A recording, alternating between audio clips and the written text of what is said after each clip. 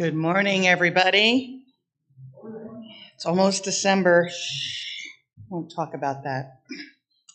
But we're going to have fun today because you can see I'm in the Christmas spirit, and we're going to be decorating the sanctuary today. So thank you all who are going to be helping with that. Good morning, and to all of you, and welcome to the First Unitarian Church of Alton. Greetings also to those who are viewing the service online. Everybody say hi. Hi. I'm Robin Berkeley. My pronouns are she, her, and I'm the president of this congregation and also serve as a worship associate. The First Unitarian Church of Alton is a small congregation in Alton, Illinois, spiritually led by the Reverend Krista Taves. I'm so glad that you're here, whether you're in the sanctuary or online. We welcome everyone to this home of comfort, spirit, justice, and hope. We are Unitarian Universalists. Hi, Jen. We open our service with a prelude by our accompanist, Joy.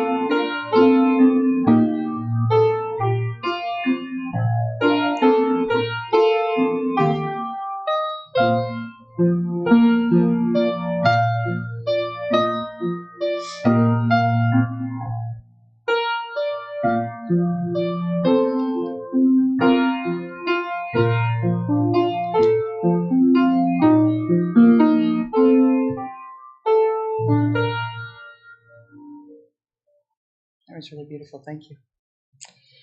Okay, an important ritual in the Unitarian Universalist faith is the lighting of our chalice. Unitarian Universalists have many different interpretations of the flaming chalice, including the light of reason, the warmth of community, and the flame of hope. Join me in celebrating all of these reasons and more.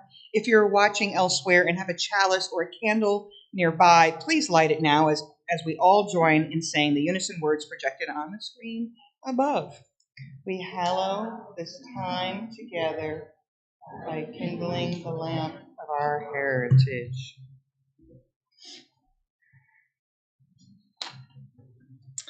Our opening prayer is called Gratitude by Swiftwalker and was found on the UUA website.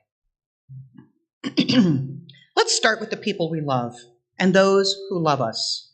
Thankful they are in our lives, obliging us to open our hearts. Let open hearts embrace the earth, the sea and soil and stars, blessed by bold beauty, the bounty of being.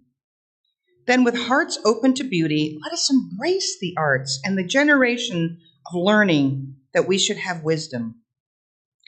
Let what wisdom we have, won and wanting, lead us to strive so the seventh generation hence can live more fully.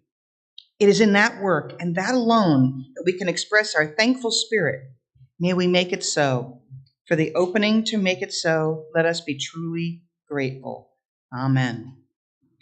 Our first hymn today is number 349 in the gray hymnal, We Gather Together. Words are projected up on the screen.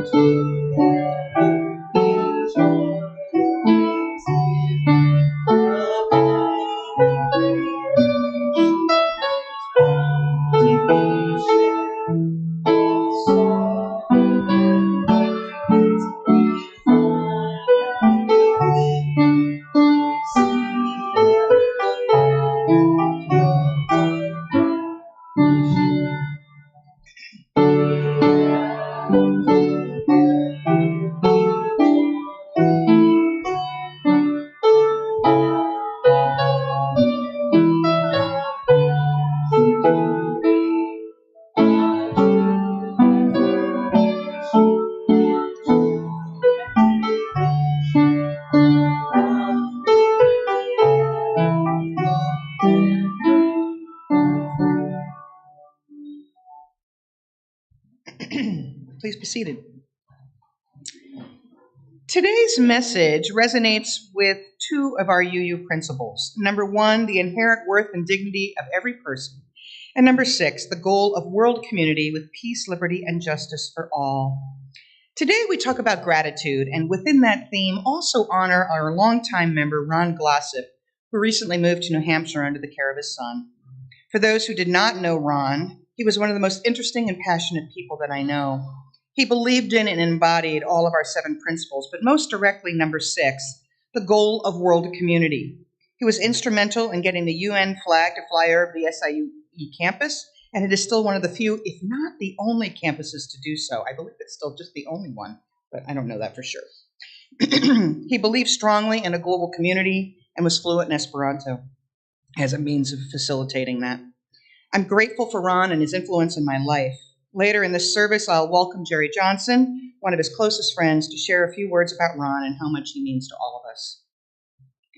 Principle number 1 reflects my gratitude for Ron and for this entire community, even when things are hard, even when things are painful. Today's message will address how important gratitude is for us to fully embrace this one glorious life we've been given. So more on both of those points in a bit. As part of our weekly worship service, we take time for the expression of joys, concerns, and sorrows. In front of us is a bowl filled with water and stones available to place in the bowl, representing your joys and concerns. Please start at my right, proceed to the left, take a moment to stop and reflect, send your energy out to the universe, place your stones or stones in the water. If you're home, please feel free to place a stone in a bowl of water or offer your joys and sorrows to the universe.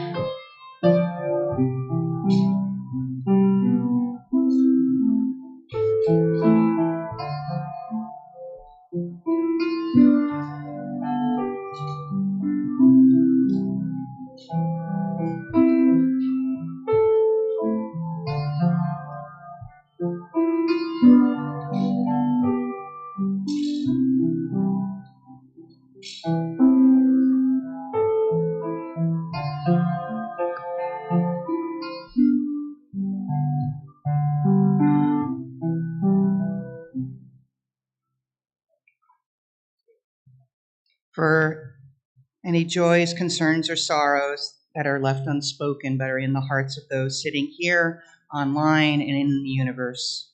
We'll take a moment of silence to honor that.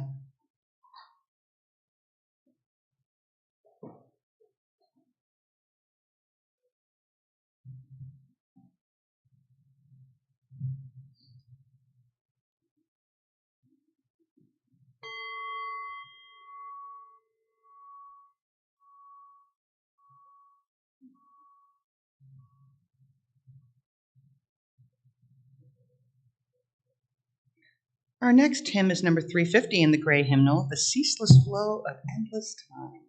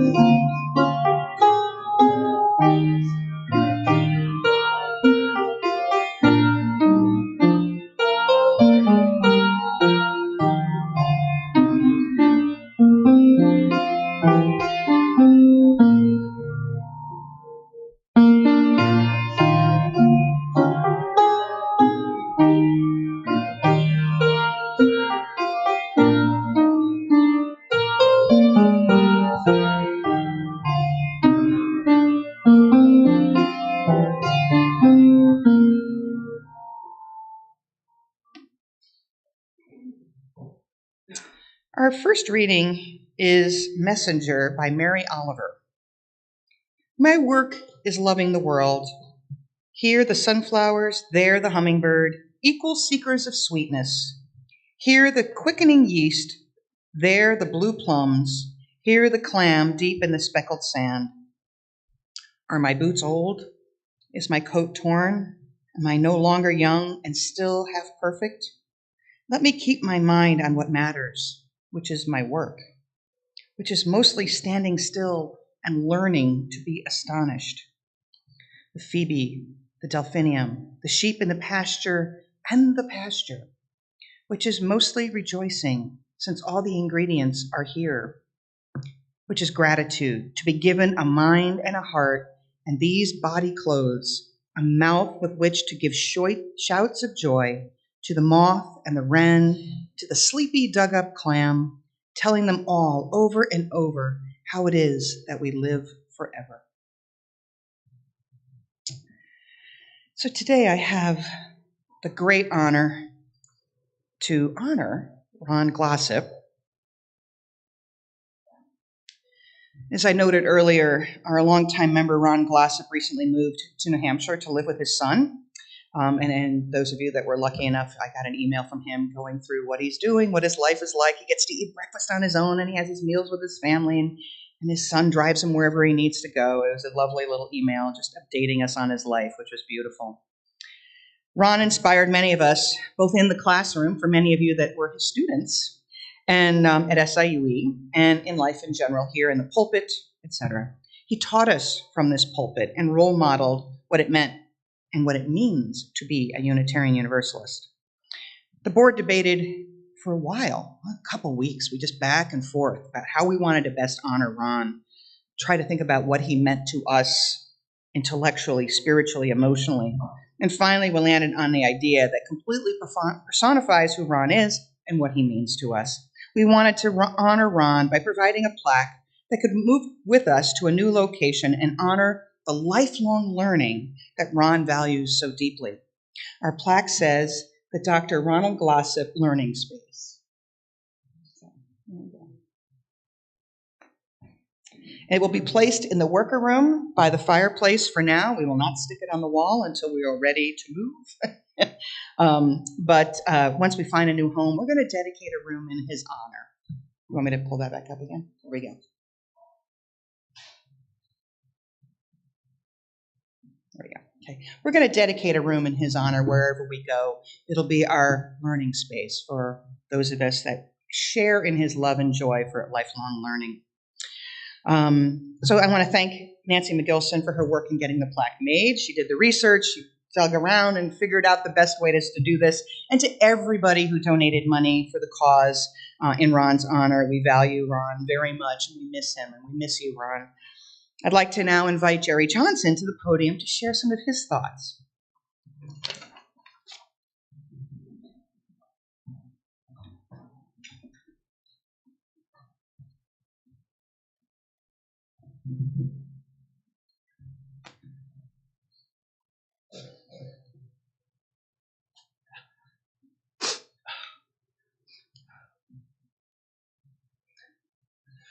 My friend, Ron Glossip, is a man of ideas. For many years, a professor of philosophy at Southern Illinois University at Edwardsville, Ron may have been drawn to this area of study because the free and rational debate of ideas leads to the unveiling of truth.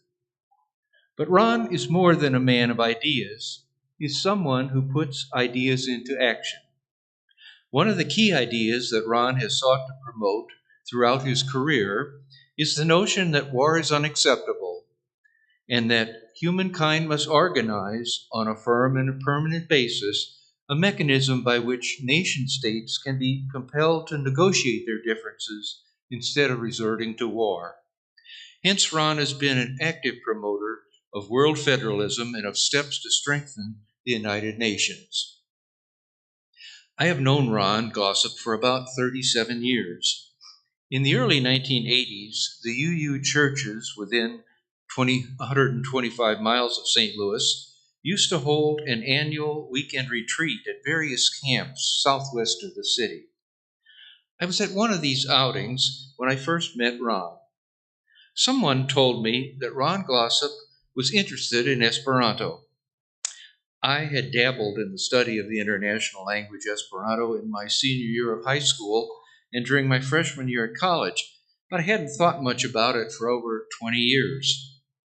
Ron was drawn to Esperanto because he saw a need for a common language that the peoples of the earth could easily learn and use to talk directly with one another. I was soon enrolled in an Esperanto class that Ron was teaching at SIUE on Sunday afternoons beginning in January of 1986. That led to get-togethers of several people at Ron's home in Jennings, where we would practice talking to one another in Esperanto. Eventually, in 1989, we formed a club, the Esperanto Association of St. Louis, or La Esperanto Asocio de Santa Luisa. I have accompanied Ron on many trips to various Esperanto gatherings throughout the U.S., including experiences Ron's unique style of driving on auto trips to Michigan, Connecticut, and Texas. So I was in monthly contact with Ron even before he and his fellow Unitarians from the now closed Thomas Jefferson Unitarian Fellowship joined our church in the mid-1990s. Ron has made great contributions to First Unitarian Church of Alton. He preached many sermons during the periods when we didn't have a settled minister. He was active in the Adult Forum, which used to precede the church service and in which speakers discussed current topics of interest. It is altogether fitting that we dedicate this plaque to Dr. Ronald Glossop, a man of ideas in action. Thank you. Ron, we love you and we miss you, and we hope that you are happy and healthy and safe up in New Hampshire. And stay warm. It's cold up there. Okay, today's theme. Take this off. Today's theme is gratitude, past, present, and future. And of course, the past and the present makes perfect sense, right? We are grateful for things we experienced. We're grateful for the present and the moment that we're in. We're thinking about the future, grateful for the future. Well, we're kind of grateful, hoping that we're healthy and happy and we can live our lives into the future. But it's more complex than that, as always is. So I'll take my inspiration from Ron and saying it's not quite that simple, so let's dig in deeper. One of the things I know is a pet peeve of mine, and I know for many people they share this pet peeve, is you hear people say, I'm just so blessed. Grateful? Yes. Thankful? Yes. I personally don't believe in that personal hand of God that comes down and says, Robin, you get the gift today. Yay, present. You know, I believe, though, that we are grateful for the things that we have, and we should be grateful for where we're at, thankful for what we have, regardless of whether or not we believe in the hand of God coming down and interfering, I guess that's the word that came to mind. I'm going to go with it, sort of interfering with our lives and moving it along in a direction that's a little interesting. So what is gratitude? What does it mean? And it's actually considered an emotion. So, of course, needless to say, it's covered by emotions researchers. who, this feels like it has a little feedback. Does it sound okay on your end down there? Okay, that's fine. I can hear it here, so I was just wondering what's going on. So needless to say, psychologists have something to say about gratitude because they're the people that study emotions.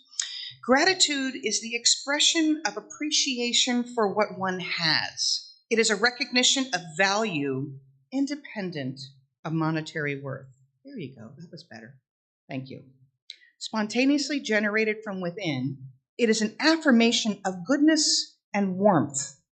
The social emotion strengthens relationships, and its roots run deep in evolutionary history, emanating from the survival value of helping others and being helped in return, our reciprocity. Studies show that specific areas of the brain, this is the stuff that gets me all excited, that specific areas of the brain are involved in experiencing and expressing gratitude. Brain scans of people assigned a task that stimulates expression of gratitude show lasting changes in the prefrontal cortex that heightens sensitivity to future experiences of gratitude. So when I read this as I was getting prepared for this sermon, like my little antennas went all tingly and stuff, because I teach a lot about the prefrontal cortex when I talk about decision making and the role that the prefrontal cortex and emotions and everything play a role in the types of decisions that we make. And one of the things we know about our prefrontal cortex is that dopamine is that pleasure-seeking, neurotransmitter that wants us to find the patterns to increase our happiness, to increase joy, to increase pleasure. Now, it's also associated with sex, drugs, and rock and roll, right? Because that gives us a lot of pleasure too, right? We get that. But really, it doesn't have to just be that. It's more than that. It is gratitude. And gratitude is giving someone joy and getting it back in return. And that then teaches our brain to continue to do those behaviors because it's pleasure seeking, right? It's a beautiful, beautiful thing. So when I read that, I said, well, that makes perfect sense, right? So let me be clear. Gratitude is not Pollyannaism. Like, oh, it's wonderful and everything's perfect and wonderful and nothing could ever go wrong. It's perfect because nothing is ever perfect. And Pollyanna is just blind optimism without really having it grounded in pretty much anything. Now, mind you, those people are probably blindly blissful and go about their lives. But when I'm talking about gratitude is really about resilience. Because gratitude, in being grateful for what we have, gives us resilience to work through those challenging times. I think about it sort of like putting a deposit in the bank account of our gratitude bank, right? I put a deposit in there, and when bad things happen, when tough things happen, we can take the withdrawals out, and we don't drain ourselves because we've invested enough gratitude and joy and happiness in our inner well that we have the capacity to take those hits, to be resilient, to work through those things. So, of course, I already had this idea for doing gratitude, and then needless to say, as I was listening to NPR, what a shock, a couple of days ago, I was listening, and this was a pre-Thanksgiving thing, so of course everybody's talking about gratitude. They were, one of the individuals was interviewing a minister that that she had a relationship with at some level or another. And the minister was going on, she's out of Greenwich Village, some Baptist church in Manhattan somewhere. And she was talking about how she was grateful for all the good things in her life, but also all the bad things. And I'm like, okay, let me hear more. It's like, should we be grateful for bad things? And the answer, of course, is, well, yeah. And here's not because we're like, oh, I love pain and suffering, because we don't. I mean, let's be real. None of us love pain and suffering. But gratitude meaning, what can we learn from that pain and suffering? I'm not here to say there's something good in everything that happens, because that's also disingenuous too. Sometimes there is just ugly pain and there's nothing we can do about it. And Maybe the event that creates that pain for us is not something that we can control. It's not something that gives us joy. We'll never find something to be grateful for a child that suffers or somebody who dies or, a fire in our house. But how we can take gratitude from what we have learned from the experience. I think that, and it's a hard thing to put words to, and I'm going to try to tackle this. But where do we find gratitude when things are really crappy, but I got through it and I'm grateful because my friends were there to support me. And I learned that my friends always had my back. I'm grateful that my community helped me rebuild my house. I'm grateful. So it may not be the event that triggers that gratitude itself, but it's the cascade of events that happens afterwards. And we can express our gratitude in that moment, right? One of my favorite sayings is from Pema Chodron. And this is something that I lived by when I had a real big crisis in my life a number of years ago. And I just read her book, sort of why I don't remember the name of the book, but I remember this reading in there still resonates today. And it says, "Nothing ever goes away until it teaches us what we need to know." And that's what I'm talking about with the gratitude. Like every event that we experience, no matter how hard it is, leaves us with something that it's trying to teach us. Whether it's to remind us that we have good friends, whether it's to remind us that, the world isn't so dark and grim sometimes. Or sometimes that it's amazing and we didn't even think about it. To lift us up out of that dark space. If we don't take the time to address those things and to learn from them, as Pema Chodron says, it's going to chase us. No matter where you go, you can't escape it. And her reading goes on to say, you could go to the ends of the earth, and that's going to follow you all the way till you figure out how to learn the lesson that thing is trying to tell you. It's tapping you on the shoulder going, excuse me, pay attention to me, learn something. So I agree with that. And I'm trying,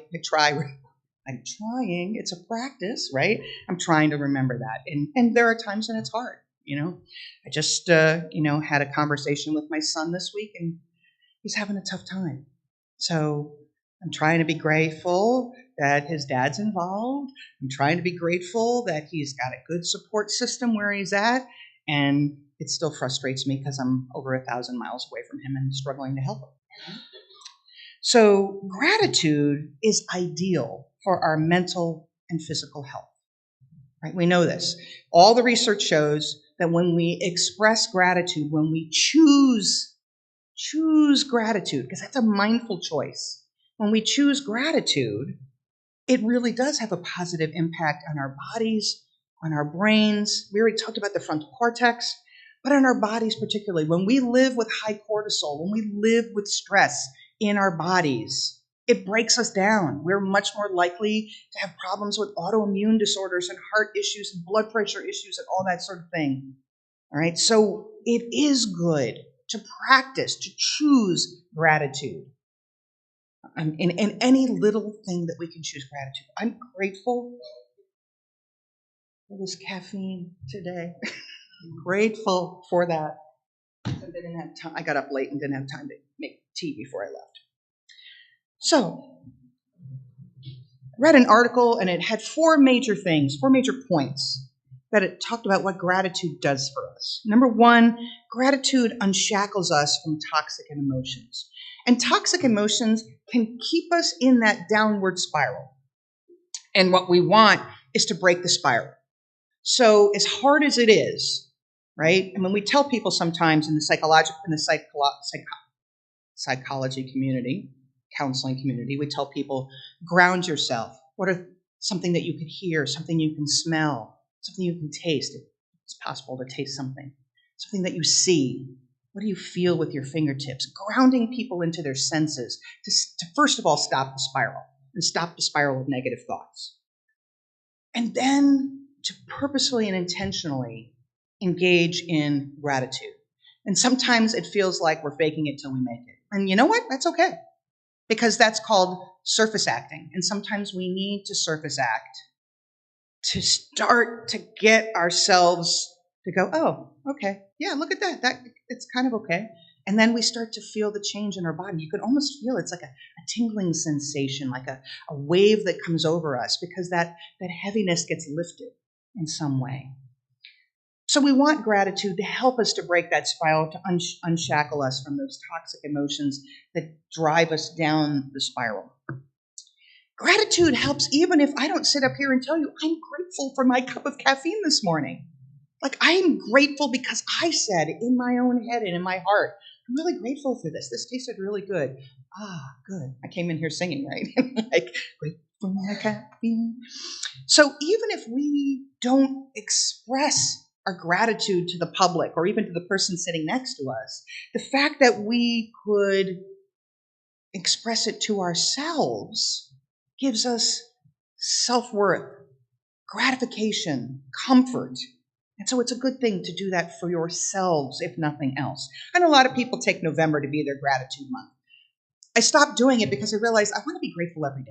So I don't post on Facebook anymore what my gratitude is, my 3 things I'm grateful for. I just wake up every day and try to approach it in that manner. But there's value in sharing it. There's also value in just keeping it in your heart and holding on to that. Gratitude's benefits, number 3, take time. Don't expect a miracle. Don't expect, like, today, I'm going to wake up, I'm going to be grateful today, and look, by the end of the day, it was awful. See, it doesn't make any sense. Why should I do that? No. Be grateful tomorrow and the next day. And you know what? Life is a wave. I did a personal retreat up at Kripalu a number of years ago, and one of the things that I took away from that was the waves of life come like any kind of wave. They come hitting you, and sometimes the undertow takes you down.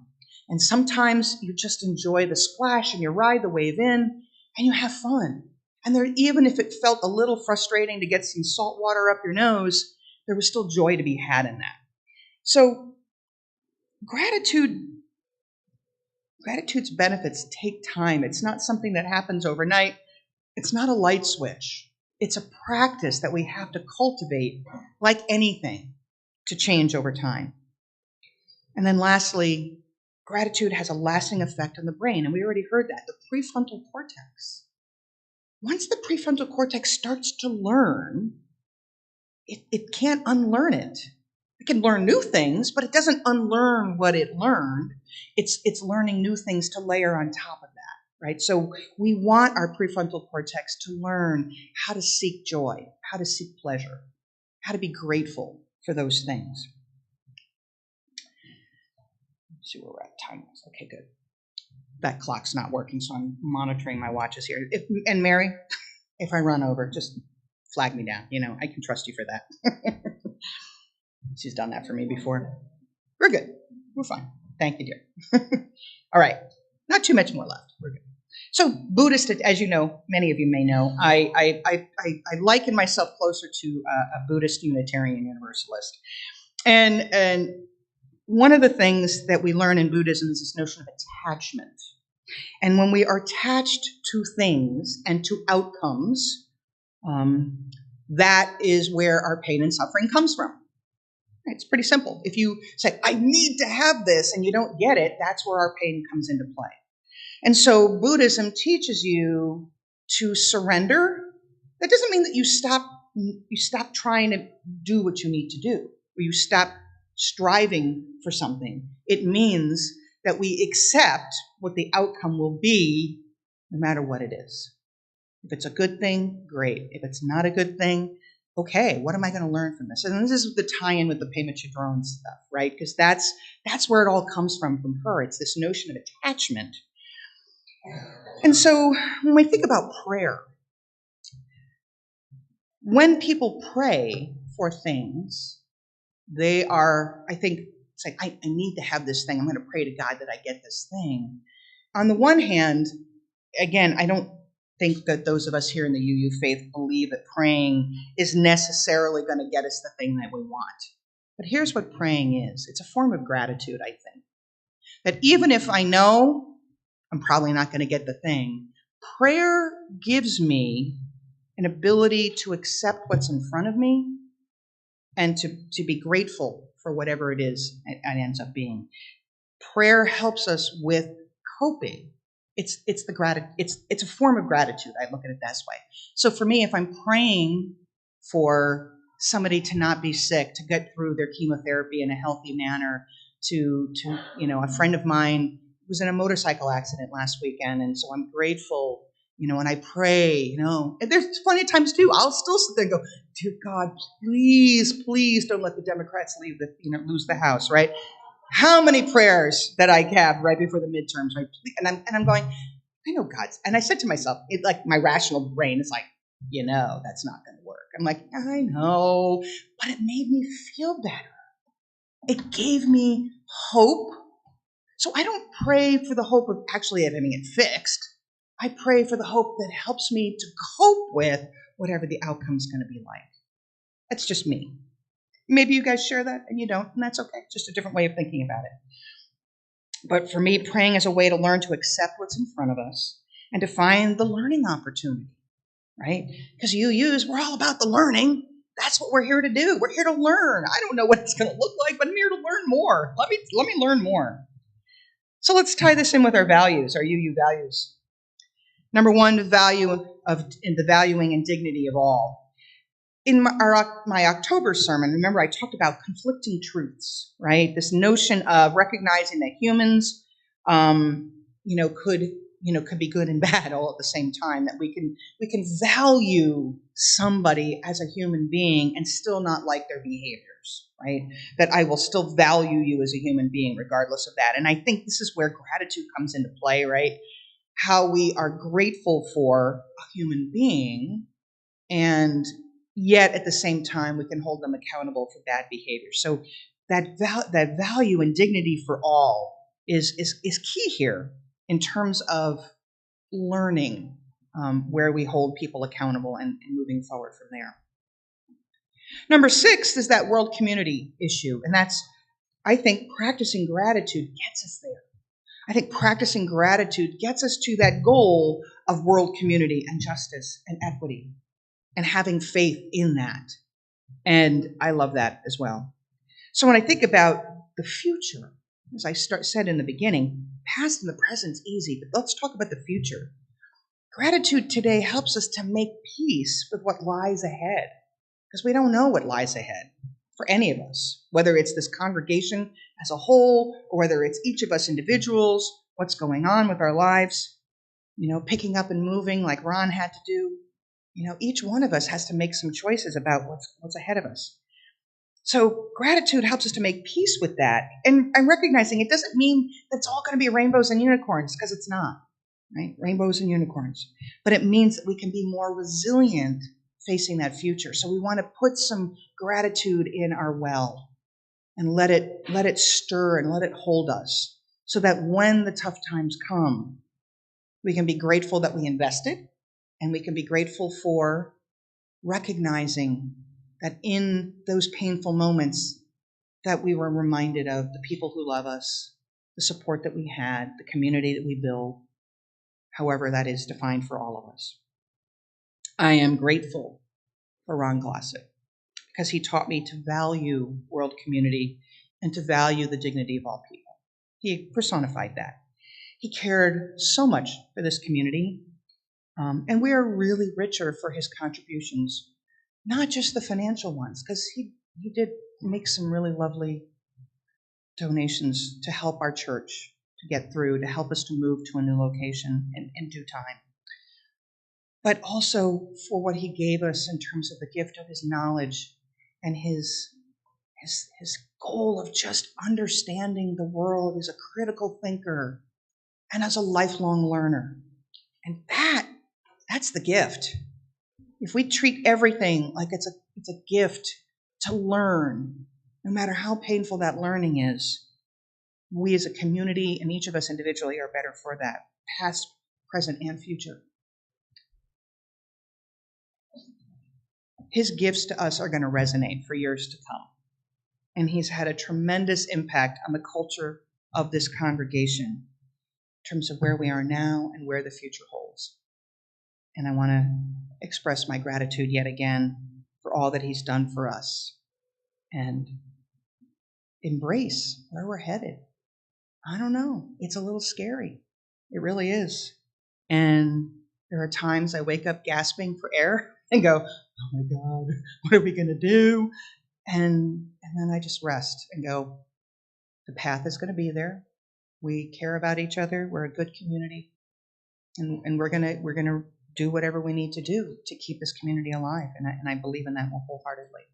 So thank you all for being here and for participating in that. Okay, our final hymn. I like this hymn because this is an expression of Buddhist metta, joy that we give for others. And so it's part of the gratitude. So I wanted to close with this. So it's 1031 in the Teal hymnal, filled with loving kindness.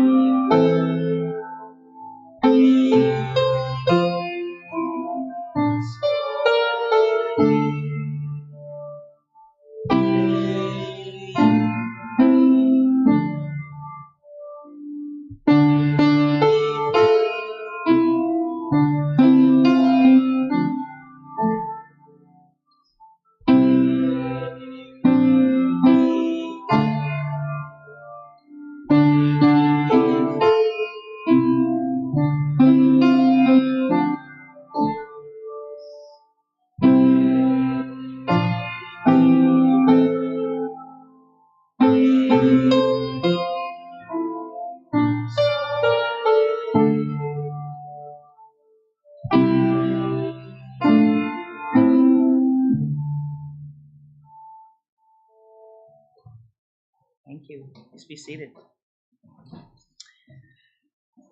Nancy, do you mind doing the offertory? That'd be great. Thank you. Stewardship is both financial donations as well as volunteering your time, talent, and treasures. We continue to need support for worship, coffee hour, and ushering.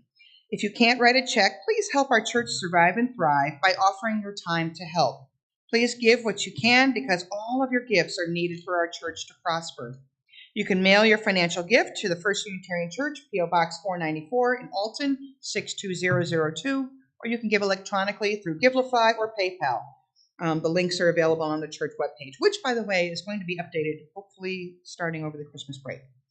If you're willing to donate your time and talent, please contact a board member. Let us know what you would like to do to help. Give what you will and what you are able, for you are a generous, generous people. And thank you.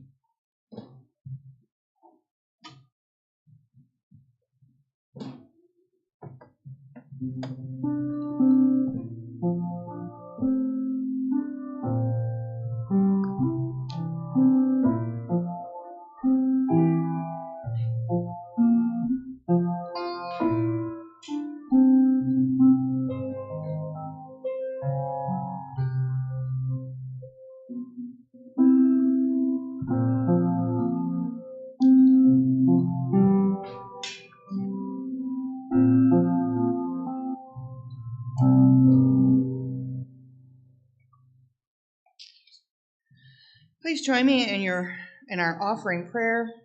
May this offering equip us to inspire love and seek justice. Okay, we've got a few announcements for anything that I might have missed. First of all, the Oasis Center, as well as Aiden, one of his former foster children. We're going to be gathering gifts for that. I think we already talked in last week's service about providing gift cards, so please make a donation, and you can say it's for Oasis, and our lovely trustee treasurer will take care of making sure that goes in the right place. Financial donations will be needed to support a mother, Kim, and her 7-year-old daughter, Amanda. So just make sure that you include Oasis in however you donate, whether it's through Givelify or for on the memo line on a check. All donations by December 11th. So we've got 2 weeks. Okay, 2 weeks. Nancy will take care of all that afterwards. So we took care of that. And Aiden, his family, if you are on UU Friends, go to UU Friends, and he has all the gifts listed there. They're also listed on the box. But so we don't have duplications, let's go to UU Friends, claim a thing that you're going to buy if you're going to do that, and then we'll bring them and we'll wrap them up and put them here in the things. Order it. You can order it on Amazon and use Smile for First UU Church. We like that because we get benefits from that. And then deliver it to yourself, wrap, and then bring it in. So we've got everything ready to go. The box is here under the tree, which will be decorated after church today, which will be the next thing on my list to talk about. So we have leftover tacos from our taco gathering. I've got some lunch meats and some leftover pies and desserts from Thanksgiving that was here on Thursday. Thank you, Carol, very much for being a wonderful host and hosting our Thanksgiving dinner here. We had how many? 20 odd people-ish? Little over 20 people that showed up. So it was a wonder, and some new people that we had not met before that came and was a part of it. So thank you for that. And so please join us for decorating. We'll need somebody to go down and pull up some of the boxes from downstairs, down in the dungeon, and then we'll get these things wrapped and ready to roll. Next thing is Marcella took a full-time job, not a full-time job, another part-time job that has her working on Sundays. So she will not be able to work in the nursery anymore. And given that we really didn't have any nursery-age kids, I affirmed that she should do what she needs financially because her wife, Jessie, is not working right now because of health reasons, and so they need every penny they can get. So right now, nursery is in limbo, and we'll figure out what we want to do around that. I know if I'm not in the pulpit and it's a Sunday where, there's, kids in here and we're not in RE, I'm more than happy to take, littles in the back and do what we need to do. So just so you know, we'll make that work. The other thing that I was thinking of, last year we did a cookie exchange. Anybody interested in doing that again? I'll put word out there. We'll bring cookies for our Christmas Eve service, and we'll share and enjoy exchanging cookies on Christmas Eve. Speaking of which, Christmas Eve service will be led by Krista. We're still figuring out the time. She wants to do it early, but I'm not sure if that works with some people's work schedules. So we'll talk to you guys afterwards and figure out what's going to work on that. And we'll figure out it. We'll figure a workaround. We'll be resilient, right? We'll figure this out. So we're good there. We did our fourth Saturday distribution. Actually, the third Saturday, not yesterday, but the week before. We had probably about 15, 20 people show up. Huh? 14, yeah, it was close, around that.